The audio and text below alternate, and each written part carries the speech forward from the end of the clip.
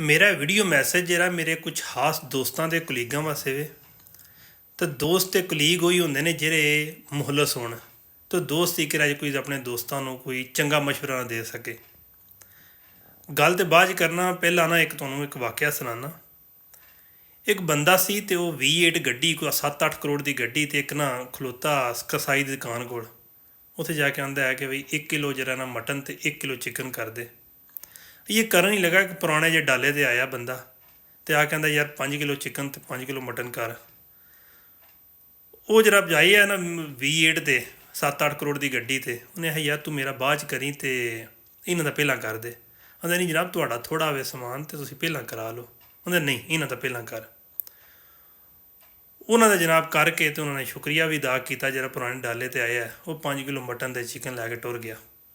ਭਾਈ ਪੁੱਛਦਾ ਬੰਦਾ ਕੌਣ ਹੈ? ਉਹਨੇ ਆਖਿਆ ਜਨਾਬ ਇਹ ਬੰਦਾ ਸਾਡੇ ਇਲਾਕੇ 'ਚ ਆਇਆ ਦੂਸਰੇ ਇਲਾਕੇ ਤੋਂ। ਉਹਨੇ ਆਖਿਆ ਇਹਦੀ ਕੀ ਤਾਰਫ ਹੈ?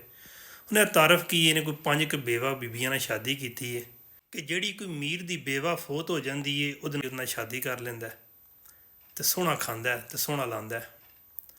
ਉਸੇ ਟਾਈਮ ਫਿਰ ਉਹਨਾਂ ਆਪਣਾ ਕਸਾਈ ਨੂੰ ਆਂਦਾ ਯਾਰ ਤੂੰ 8 ਕਿਲੋ ਮਟਨ ਅਤੇ 8 ਕਿਲੋ ਚਿਕਨ ਕਰ। ਉਹ ਕਰਾ ਕੇ ਤੇ ਘਰ ਜਾ ਕੇ ਬੀਬੀ ਨੂੰ ਆਂਦਾ ਪਕਾ ਸਾਰਾ।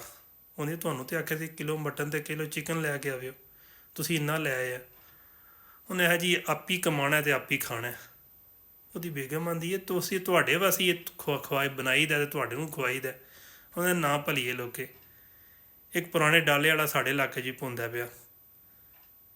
ਹੁਣ ਦੋਸਤਾਂ ਨੂੰ ਸਮਝ ਆ ਗਈ, ਇਹ ਹੱਸ ਵੀ ਪਏ ਨੇ, ਲੇਕਿਨ ਇੱਕ ਮਿਹਰਬਾਨੀ ਕਰੋ, ਇਹ ਗੱਲ 'ਤੇ ਸੋਚੋ ਥੋੜ੍ਹਾ ਜਿਹਾ ਅਤੇ ਜਵਾਬ ਵੀ ਮੈਨੂੰ ਦਿਓ ਕਮੈਂਟ ਦੇ ਵਿੱਚ। ਚਲੋ ਕਮੈਂਟ ਜਿਹਨੇ ਦੇ WhatsApp 'ਤੇ ਮੈਸੇਜ ਕਰ ਛੜਿਓ।